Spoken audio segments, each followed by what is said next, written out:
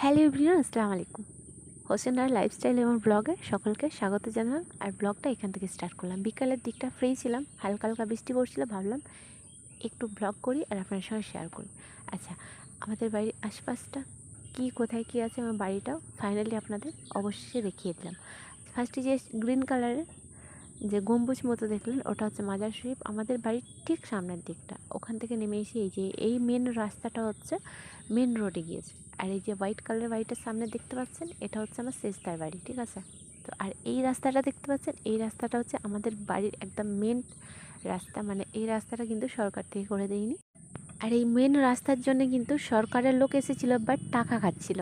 সেক্ষেত্রে আমার দাদারা মানে বাড়ি থেকে এই রাস্তাটা খরচা করে টোটালি আমাদের নিজস্ব রাস্তা করা হয়েছে। আশেপাশটা দেখতে পাচ্ছেন মাঠ আর মাঠ।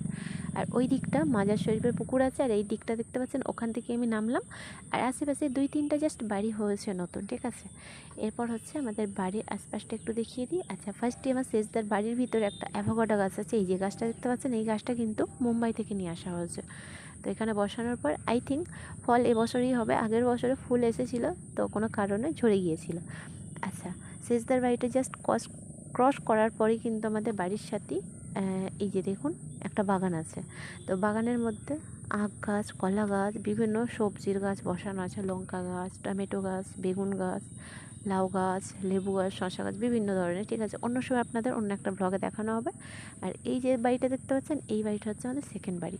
মানে পুরানো বাড়ি কিংবা ফার্স্ট বাড়ি আমাদের একটা আছে, সেটা হচ্ছে গ্রামের পাড়ার ভিতরে। তো আমরা এখানে প্রায় 20 থেকে 22 বছর হলো এখানে উঠে এসেছি। তো এই বাড়িটা হচ্ছে আমাদের, আপাতত আমরা এই বাড়িতেই থাকি। আর আমাদের এই বাড়ির সামনের দিকটা ভাঙাচোরা কেন সেটাও বলে দিচ্ছি। আমাদের যে বাড়ির গাড়ি আছে, তো কেনার পর মাথার মধ্যে আসলে এই গেটের মধ্যে মানে বাড়ির ভিতরে ঢোকানো যাবে না, সেক্ষেত্রে গেট এবং পাঁচিলটা ভাঙা হয়েছিল। তো এইভাবেই আছে। তো নেক্সট ভিডিওতে আবারও